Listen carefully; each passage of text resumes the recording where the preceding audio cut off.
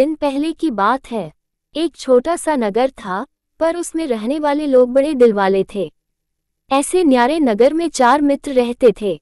वे छोटी उम्र के थे, पर चारों में बड़ा मेल था।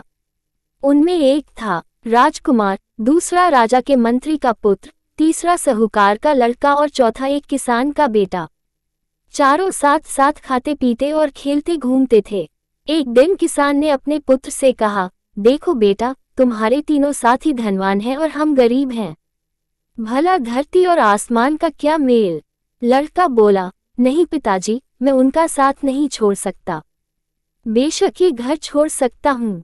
बाप ये सुनकर आग बबूला हो गया और लड़के को तुरंत घर छोड़ जाने की आज्ञा दी।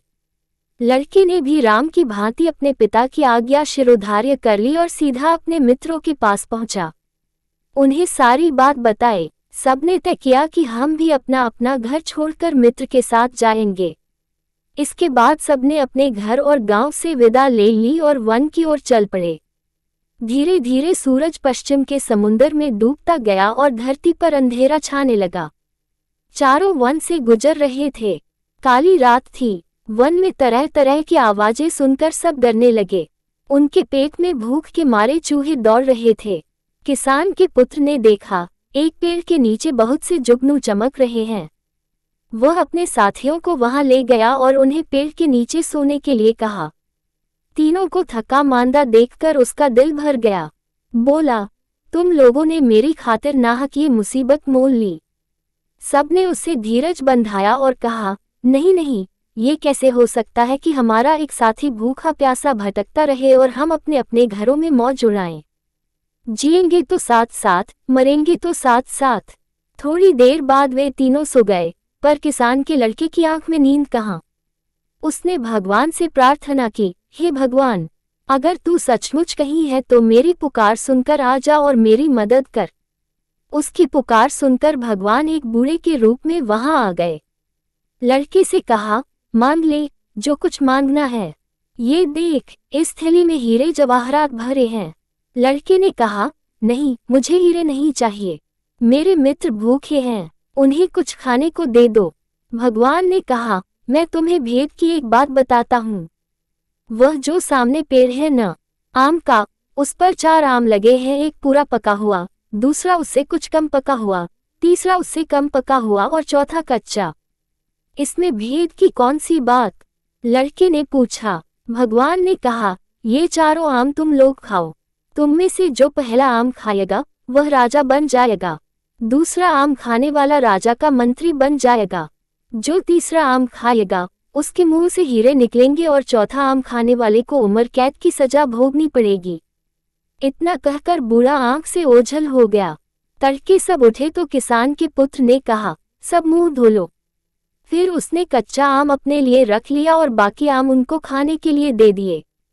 सबने आम खा लिए। पेट को कुछ आराम पहुंचा तो सब वहां से चल पड़े। रास्ते में एक कुआं दिखाई दिया। काफी देर तक चलते रहने से सबको फिर से भूख प्यास लगाई, इसलिए वे पानी पीने लगे। राजकुमार ने मुंह धोने के इरादे से पानी पिया और फिर थूक दिया तो उसके मुंह से 3 हीरे निकल आए।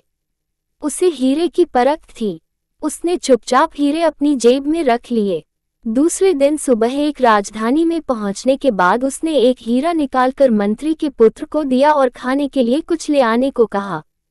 वह हीरा लेकर बाजार पहुंचा ता देखता क्या है कि रास्ते में बहुत से लोग जमा हो गए हैं। कंधे से कंधा ठिल रहा है। गाजे बाजे के साथ एक हाथी आ रहा है। उसने एक आदमी से पूछा, क्यों भाई, ये शोर कैसा है? अरे, तुम्हें नहीं मालूम? उस आदमी ने विस्मय से कहा, नहीं तो, यहाँ का राजा बिना संतान के मर गया है। राज के लिए राजा चाहिए, इसलिए इस हाथी को रास्ते में छोड़ा गया है।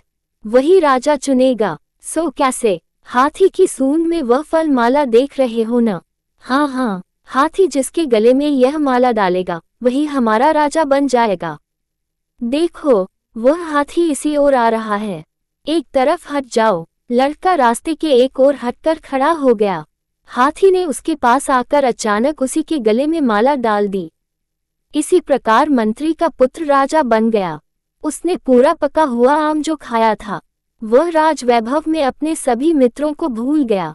बहुत समय बीतने पर भी वह नहीं लौटा। ये देखकर राजकुमार ने दूसरा हीरा निकाला और साहूकार के पुत्र को देकर कुछ लाने को कहा। वह हीरा लेकर बाजार पहुंचा। राज को राजा मिल गया था, पर मंत्री के अभाव की पूर्ति करनी थी, इसलिए हाथी को माला देकर दोबारा भेजा गया। किस्मत की बात, अब हाथी ने एक दुका के पास खड़े साहूकार के पुत्र को ही माला पहनाई। वह मंत्री बन गया और दोस्तों को भूल गया। इधर राजकुमार और किसान के लड़के का भूख के मारे बुरा हाल हो रहा था। अब क्या करें? फिर किसान के पुत्र ने कहा, अब मैं ही खाने की कोई चीज ले आता हूँ। राजकुमार ने बचा हुआ तीसरा हीरा उसे सौंप दिया। वह एक दुकान में गया। खाने की चीजें लेकर उसने अपने पास वाला हीरा दुकानदार की हथेली पर रख दिया। फतेहाल लड़के के पास कीमती हीरा देखकर दुकानदार को शक हुआ कि हो न हो इस लड़के ने जरूर ही यह हीरा राजमहल से चुराया होगा। उसने तुरंत पुलिस के सिपाहियों को बुलाया। सिपाही आए। उन्होंने किसान के लड़के की एक न सुनी और उसे गिरफ्तार कर लिया। दूसरे दिन उसे उम्र कैद की सजा सुनाई गई। ये प्रताप था कच्चे आम का। बेचारा राजकुमार मारे चिंता के परेशान था। वह सोचने लगा, ये बड़ा विचित्र नगर है। मेरा एक भी मित्र वापस नहीं आया। ऐसे नगर में न रहना ही अच्छा। वह दौड़ता हुआ वहां से निकला और दूसरे गांव के पास पहुंचा। रास्ते में उसे एक किसान मिला, जो सिर पर रोटी की पोटली रखे अपने घर लौट रहा था। किसान ने उसे अपने साथ ले लिया और भोजन के लिए अपने घर ले गया। किसान के घर पहुंचने के बाद राजकुमार ने देखा कि किसान की हालत बड़ी खराब है। किसान ने उसे अच्छी तरह नहलाया और कहा, मैं गांव का मुखिया था। रोज 3 करोड़ लोगों को दान देता था, पर अब कौड़ी कौड़ी के लिए मोहताज हूँ। राजकुमार बड़ा भूखा था। उसने जो रूखी सूखी रोटी मिली वह खा ली। दूसरे दिन सुबह उठने के बाद जब उसने मुंह धोया तो फिर मुंह से 3 हीरे निकले। वे हीरे उसने किसान को दे दिए। किसान फिर धनवान बन गया और उसने 3 करोड़ का दान फिर से आरंभ कर दिया।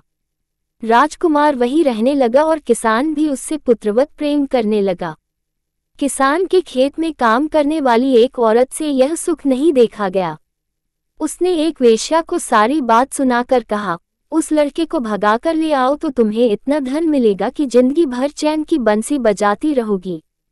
अब वेश्या ने एक किसान औरत का रूप रख लिया और किसान के घर जाकर कहा, मैं इसकी माँ हूँ। ये दुलारा मेरी आंखों का तारा है। मैं इसके बिना कैसे जी सकूंगी। इसे मेरे साथ भेज दो। किसान को उसकी बात जंच गई। राजकुमार भी भुलावे में आकर उसके पीछे पीछे चल दिया। घर आने पर वेश्या ने राजकुमार को खूब शराब पिलाई। उसने सोचा, लड़का उल्टी करेगा तो बहुत से हीरे एक साथ निकल आएंगे। उसकी इच्छा के अनुसार लड़के को उल्टी हो गई, लेकिन हीरा एक भी नहीं निकला। क्रोधित होकर उसने राजकुमार को बहुत पीटा और उसे किसान के मकान के पीछे एक गड्ढे में डाल दिया। राजकुमार बेहोश हो गया था। होश में आने पर उसने सोचा, अब किसान के घर जाना ठीक नहीं होगा, इसलिए उसने बदन पर राख मल ली और सन्यासी बनकर वहां से चल दिया। रास्ते में उसे सोने की एक रस्सी पड़ी हुई दिखाई दी। जैसे ही उसने रस्सी उठाए, वह अचानक सुनहरे रंग का तोता बन गया। तभी आकाशवाणी हुई, एक राजकुमारी ने प्रण किया है कि वह सुनहरे तोते के साथ ही ब्याह करेगी। अब तोता मुक्त रूप से आसमान में उड़ता हुआ देश देश की सैर करने लगा। होते होते एक दिन वह उसी राजमहल के पास पहुंचा, जहां की राजकुमारी दिन रात सुनहरे तोते की राह देख रही थी और दिन ब दिन दुबली होती जा रही थी।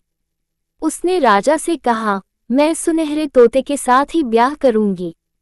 राजा को बड़ा दुख हुआ कि ऐसी सुंदर राजकुमारी एक तोते के साथ ब्याह करेगी, पर उसकी एक न चली। आखिर सुनहरे तोते के साथ राजकुमारी का ब्याह हो गया। ब्याह होते ही तोता सुंदर राजकुमार बन गया। ये देखकर राजा खुशी से झूम उठा। उसने अपनी पुत्री को अपार संपत्ति, नौकर चकर, घोड़े और हाथी भेंट स्वरूप दिए। आधा राज्य भी दे दिया। नए राजा रानी अपने घर जाने निकले। राजा पहले गांव के मुखिया किसान से मिलने गया, जो फिर गरीब बन गया था। राजा ने उसे काफी संपत्ति दी, जिससे उसका 3 करोड़ का दान कार्य फिर से चालू हो गया। अब राजकुमार को अपने मित्रों की याद आई। उसने पड़ोस के राज्य की राजधानी पर हमला करने की घोषणा की, पर लड़ाई आरंभ होने से पहले ही उस राज्य का राजा अपने सरदारों मुसाहिबों सहित राजकुमार से मिलने आया। उसने अपना राज्य राजकुमार के हवाले करने की तैयारी बताई। राजा की आवाज से राजकुमार ने उसे पहचान लिया और उससे कहा, क्यों मित्र, तुमने मुझे पहचाना नहीं? दोनों ने एक दूसरे को पहचाना तो दोनों की खुशी का ठिकाना नहीं रहा। अब दोनों ने मिलकर अपने साथी किसान के पुत्र को खोजना आरंभ किया। राजकुमार को ये बात खलने लगी कि उसकी खातिर मित्र को कारावास भुगतना पड़ा। जब सब कैदियों को रिहा किया गया तो उनमें किसान का लड़का मिल गया। राजकुमार ने उसका आलिंगन किया और अपना परिचय दिया। किसान का लड़का खुशी से उछल पड़ा। सब फिर से इकट्ठे हो गए। इसके बाद सबने अपनी अपनी संपत्ति एकत्र की और उसके 4 बराबर हिस्से किए। सबको एक एक हिस्सा दे दिया गया। सब अपने गांव वापस आ गए। माता पिता से मिले। गांव भर में खुशी की लहर दौड़ गई। सबके दिन सुख से बीतने लगे।